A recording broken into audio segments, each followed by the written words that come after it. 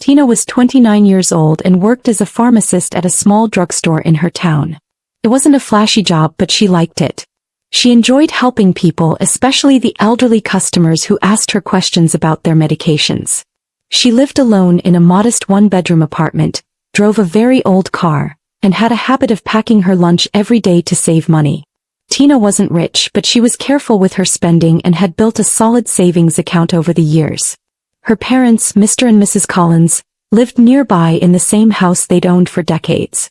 Her dad was retired and spent most of his time watching TV, while her mom worked part-time at the local grocery store just to stay busy.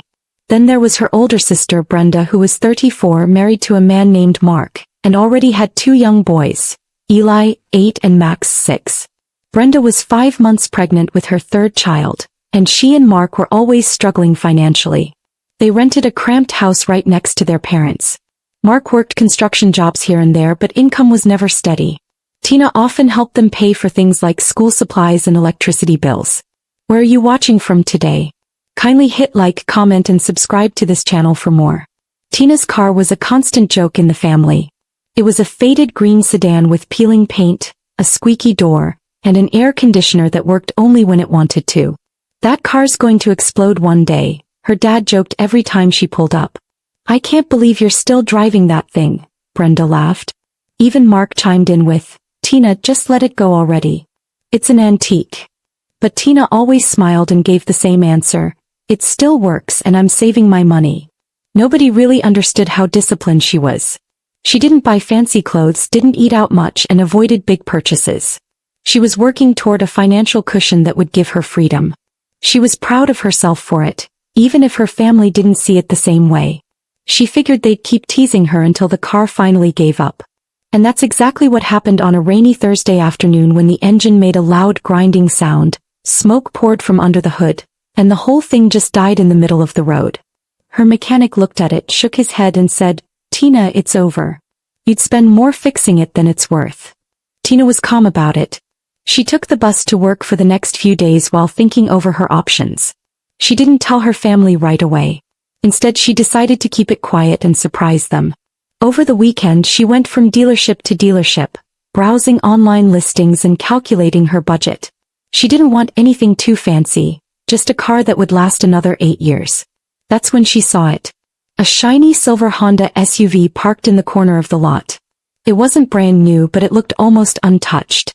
The salesman said it had low mileage, excellent safety ratings, and enough space for a small family. Tina didn't have kids of her own, but she often drove her nephews around. She thought about their muddy soccer cleats, Brenda's swollen belly, and the number of times they all squeezed into her tiny old car. This new one would give her room. She could afford it too. Thanks to years of saving, she could pay in full. No loans, no debt. By Friday afternoon, she drove it home with a big smile on her face. For once, something was just for her. That Saturday, Tina arrived early for the family's usual weekend dinner at her parents' house. Brenda's old minivan was already in the yard, looking like it might fall apart at any moment. Tina parked her new SUV a little further from the house, took a moment to admire it, then grabbed the bottle of wine she brought and headed inside. Tina, her mom called from the kitchen. Dinner's almost ready. Everyone was already gathered around the table. Brenda, Mark, the kids and their parents. Tina sat down and took in the warm smells of her mother's cooking. So, Brenda said with a grin, how's that rust bucket of yours? Tina laughed. It died last week, she said casually. Engine finally gave up. Oh no, her mom gasped. How are you getting to work? I bought a new car, Tina replied, beaming. It's parked outside. The room fell silent. Then Brenda jumped up. Let's go see it, she said, dragging everyone toward the door. They all stepped outside and stood around the shiny silver SUV. Tina opened the door so they could look inside. Her nephews immediately climbed into the back seats, bouncing with excitement. This is amazing, her dad said, running his hand along the side. Good choice, her mom added with a smile. It looks safe and strong. Tina felt proud. She had worked hard for this and it felt good to be recognized.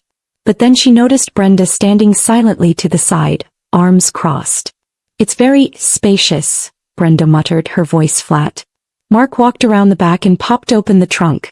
Wow, he said. You could fit a whole family in here. He looked at Tina. Seems kind of a waste, doesn't it? For someone without kids. Tina's smile faded slightly. I like the extra space, she replied. And I drive your kids around plenty, don't I? Nobody answered. They all walked back inside, but Brenda was quiet during dinner, pushing her food around her plate and glancing at Tina with something strange in her eyes, something that didn't feel like happiness. The tension didn't ease after dinner. They were finishing dessert when Brenda suddenly put her fork down with a loud clink. You know what, Tina? She said, her voice sharp. You should give me that car. The room went silent. Tina blinked. What? I'm serious, Brenda said, folding her arms across her chest. It makes sense. You're single, no kids. We're a family of 4 about to be 5. Our van is falling apart. That car suits us better. You're kidding, right? Tina asked. No. You can buy another car later. You've got savings. You don't even need all that space. Mark jumped in. Brenda's right. It's just logical. Tina looked at her parents. Her mom looked uncomfortable. Her dad scratched his head but didn't say anything. I'm not giving you my car, Tina said firmly. I just bought it yesterday with my money. I worked for it. So did I, Brenda said, sounding close to tears. I've worked for years raising my kids. Don't you care about your family? Tina sat there, stunned. Brenda, I help you all the time. I pay for Eli's school trips, Max's soccer gear, even your electric bills. But this car? This is mine. I bought it for me. You're being selfish, Brenda snapped. You're putting a car above your family. No, Tina said quietly. I'm finally putting myself first. Her mom cleared her throat. Maybe we can all just calm down. Brenda's just stressed. She's pregnant and— Mom, stop, Tina interrupted. I know Brenda's pregnant. I've been the one helping her every step of the way. But this is too much. Her dad looked at her seriously. Tina, she's your sister. She needs that car more than you do. You could get another one. Tina pushed back her chair and stood up. Wow. I came here happy, excited to show you something I was proud of. And now you're all acting like I stole from you. I'm going home. She grabbed her purse and walked out, her family calling after her. Back at her apartment, Tina tossed her keys on the counter and collapsed onto the couch, still shaking. Her phone buzzed. First it was her mom. Then her dad. Then Brenda. None of the messages were kind. Think about the baby. You're hurting your sister. She's struggling and you're rubbing your success in her face. One from Brenda read, You're heartless. Tina didn't respond to any of them. She needed space. But the next day it started all over again. More texts, missed calls, even a voice message from her Aunt Martha. Honey, I heard about what happened. Don't you think your sister needs that car more than you? She's pregnant after all. Tina blocked the number. It felt like her whole family was attacking her for not handing over something she rightfully owned. And yet the part that hurt most was that no one, not one person, had said, Good job, Tina. You deserve this. 2 weeks went by like that. Non-stop pressure. Brenda's messages got angrier. You left us stranded at the worst time. What kind of sister are you? Her dad called one evening. I raised you better than this. Her mom cried on the phone, begging her to reconsider. Tina muted them all. She focused on work, distracted herself with podcasts, went on long walks and tried to breathe. Eventually things started to quiet down. The calls came less often. The texts slowed. One Wednesday morning, Tina got a surprising call from an old college roommate, Ashley. Tina. Ashley shouted. I'm getting married. You have to come. Small wedding, California coast, next weekend. I'd love to, Tina said without thinking. A quick escape sounded perfect. She booked the ticket right away and began packing a small suitcase. For the first time in weeks she felt light again. The thought of seeing Ashley and being around people who didn't want anything from her felt like air. Thursday afternoon, Tina parked her SUV in her usual spot beside her apartment building. She double-checked that it was locked, grabbed her bag and headed to the airport in a cab. The flight was smooth and Ashley picked her up with a squeal of excitement. You look amazing, she said, hugging her. So do you, Tina replied. I needed this. The weekend was everything Tina hoped for. The wedding was small, intimate and full of laughter. Ashley looked radiant and her new husband Tom was kind and warm. Tina danced with old college friends, ate cake on the beach, and watched the sunset without a single anxious thought about her family. On Sunday they had brunch and everyone hugged goodbye. "You look so much happier," Ashley said. Tina smiled. "I feel it." That night Tina landed just after 10 p.m. She took a cab home and leaned back in the seat grateful. Maybe her family had finally let this go. Maybe she could breathe now. As the cab pulled into her apartment complex, Tina leaned forward and scanned the parking lot. Her spot was empty. "Could you drive around the lot again?" she asked the driver, her heart speeding up. "My car isn't where I left it." The cab moved slowly past each row. Still nothing. Tina jumped out, panic growing. She ran to her spot. No broken glass, no clue, just gone. Her brand new car was gone. She paid the driver quickly and ran upstairs to her apartment, hands trembling. She unlocked the door, dropped her bag and paced back and forth. Her mind raced. Had someone stolen it? Should she call the police? Wait, security cameras. She ran downstairs and knocked on Mr. Harris's door, her landlord. "Mr. Harris, please, my car is missing. Can we check the cameras?" "Of course," he said, stepping aside. Together they scrolled through the footage. Then at exactly 9:03 a.m. on Friday, Tina's blood ran cold. There on the screen was Mark, Brenda's husband, walking up to her car. He fiddled with the door. The alarm didn't go off. He climbed in, adjusted the seat and drove away as calmly as if it were his own. Tina stared at the screen, stunned. "You know him?" Mr. Harris asked gently. "Yes," she whispered. "He's my brother-in-law. Do you want to call the police?" "Not yet," Tina said. "I want to be sure of something first." Mr. Harris helped her copy the footage onto a USB stick. Tina thanked him, heart pounding in her chest. Then she walked outside and called another cab. She gave them Brenda and Mark's address. The ride felt endless. Her thoughts were tangled in disbelief, betrayal and rage. Could they really have done this? Had they used the keys she left at her parents' house years ago? She remembered giving her mom a spare set just in case. She felt sick. When they pulled up to Brenda's tiny rental house, Tina didn't need to wonder anymore. Her silver SUV was sitting right in the driveway, plain as day. She clenched her fists as she stepped out of the cab. Her car was parked so confidently, like it belonged to them. Like they had earned it. She marched to the door and banged on it hard. The porch light flicked on. Mark opened the door, smiling like she was there to say hi. "Tina," he said. "Back already? What is my car doing in your driveway?" she demanded. Brenda appeared behind him, arms crossed. "Well," she said, shrugging, "you didn't leave us much choice." Tina was stunned. "You stole my car." "No, we borrowed what you should have offered," Mark replied. "It's not like you need it more than we do." "How did you even get the keys?" Tina asked. Brenda smirked. "You gave Mom a spare years ago, remember? We let ourselves in while you were gone. Simple." Tina stared at them, heart thudding. "Give me my keys.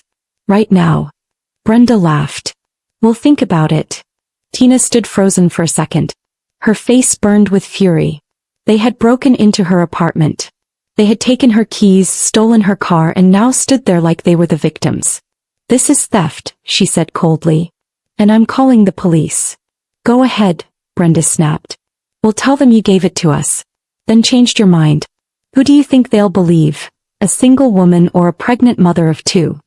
And with that she slammed the door in Tina's face. Tina stared at the closed door, disbelief washing over her. Her knees felt weak, but she turned around, took out her phone, and ordered a cab to the nearest police station. This was no longer about family. It was about right and wrong. They wanted to act like criminals. Then they could deal with real consequences. At the police station, Tina sat across from a detective named Officer Reed. He listened carefully as she told him everything. "You have proof?" he asked.